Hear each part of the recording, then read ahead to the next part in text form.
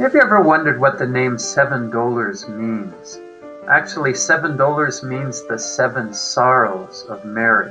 It has a lot to do with this statue and a man named Simon Gretsch.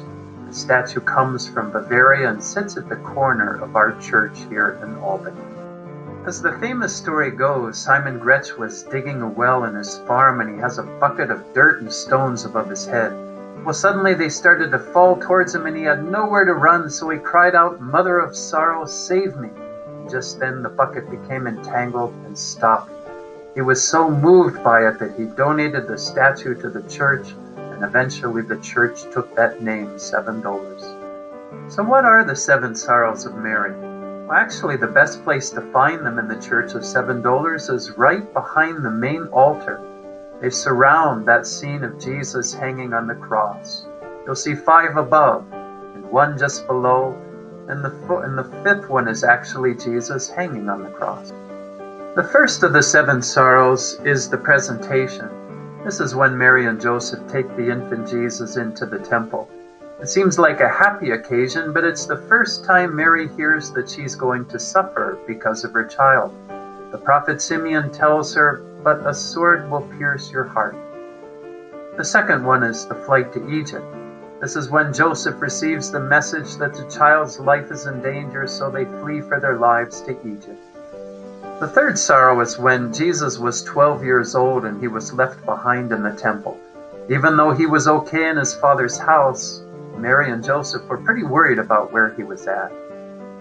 The fourth sorrow takes us all the way to a grown-up Jesus who takes the cross. He's condemned to death. Now, around the church you have the 14 stations of the cross, but it's only one in the sorrows of Mary, the way of the cross.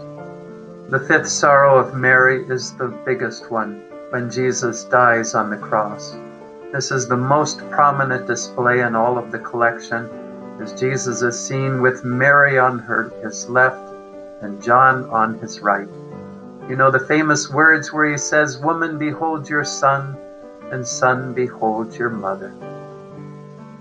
The 6th sorrow is when Jesus is taken down from the cross. Joseph of Arimathea saw that Jesus had already died, so he pleaded with Pilate to give him the body. He took him down and laid him in his mother's arms. The 7th sorrow is actually hidden down below. You have to go sneak up behind the altar to see it, but it's when Jesus is laid in the tomb.